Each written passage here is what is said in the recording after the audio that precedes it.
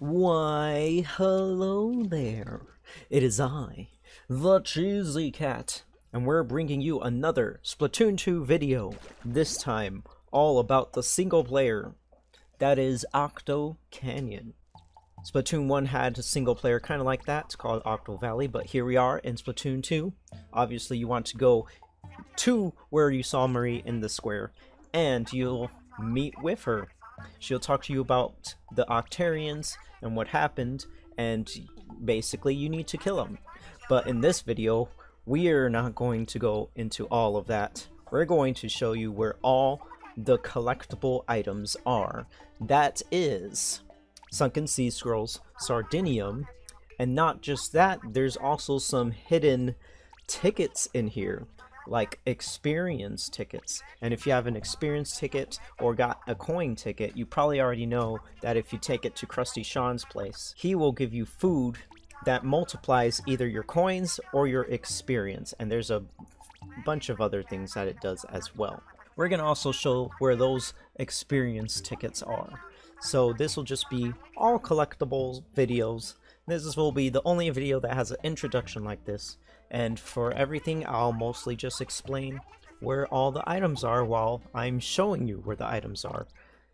But either way, we're gonna pop right in to where we show what the completion looks like. One main thing I want to say at first is obviously spoiler alert, so don't be surprised. Either way, the first area is Tentakeel Outpost, so we'll get right into showing you guys where all the collectibles are. So the first one is going to be a Sunken Sea Scroll, which is not the same as it was in Splatoon 1. You know, it was a piece of paper that had like some history on it, but this time it is instead a sticker. But either way, you just follow this yellow balloon. Just make sure you're quick, because I'm pretty sure it can fly away. And you'll get the first sticker from Tentakeel Outpost. And when you grab it, it says, "Welcome to Octo Canyon, the world's most gorgeous gorge. Collect all of the commemorative souvenir stickers." And it'll say the same thing for all the stickers, so I'll just show the stickers. Looks pretty nice. Next up, we have the Sardinium. On the left side, when you first look at the map, there's like a weird tower thing. You just kind of want to go behind that, climb up, and then jump to it. And then boom, Sardinium. Pretty easy. So now we can get into the stages. So the first stage, Return of the Octarians. We have the first thing we come up to, I believe, is Sardinium. Once you kill this guy at this area, you'll want to go past point and climb up, and boom, Sardinium. Now the Sunken Sea Scroll is actually right after that area. Now I miss it on the first time. You see the big tower structure that you go through. You're gonna want to drop down but go back behind you. So it's a little bit tricky. You could also like drop from the side and drop down instead of going through the tower. A shockwave struck while one young lady was performing at the recent youth folk singing contest, doing damage to the venue.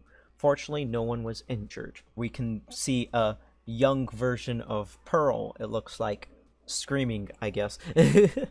Next up is the second area. Welcome to Octopia. You won't run into anything until about halfway through, but there are a bunch of tall tower-like structures once again, but you want to go to the very last one and go behind it. You'll see a lot of purple ink everywhere. Bada bing, Sunken Sea Scroll. Now the Sardinium is a little bit tricky. It's not that hard. It's just involving skipping another jump point. Once you got the wall painted right, then you can just swim past it. It's not like you have to maneuver exactly. But once you get on top of this little area past the jump point, you are getting that Sardinium. Music heads are still buzzing over that legendary underground show 2 years ago. Anyone lucky enough to catch DJ Octavio's opening set and the Squid Sisters headlining had their minds blown and their lives changed that night.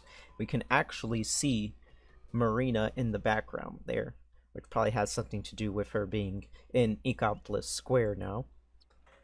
Next up is Sunset Octocopter, and we're gonna end up running into the Sardinium first this time around. But around these pistons, on the left side, you can see that the orange box is there, and all you have to do is just go around and come back. And boom, you got the Sardinium. And then you can just jump back. Now the Sunken Sea Scroll is probably one of the first ones you'll miss. But when you come up to this wall of boxes and wall of 2 pistons, swim up them real fast, turn around, look at your top left, and you'll see a light shining. Makes it real easy to find because of the light shining. But you just go up there, take the ramp, and boom. And the Sea Scroll says, "We're moving. Ammo Knights will be moving to a new location soon. Many thanks to our customers for your support." And once again, I'll show the completion for Sector 1. Obviously, I have the boss Sardinium, but that will be shown in a separate video where it's just a boss. So, at least I'll show the boss battles, right? Either way, if you like the video, like it, comment below if you have any other questions, and subscribe, because I'll be continuing this until it's all done. Thanks for watching. This is the Cheesy Cat, and I'll see you in the next video.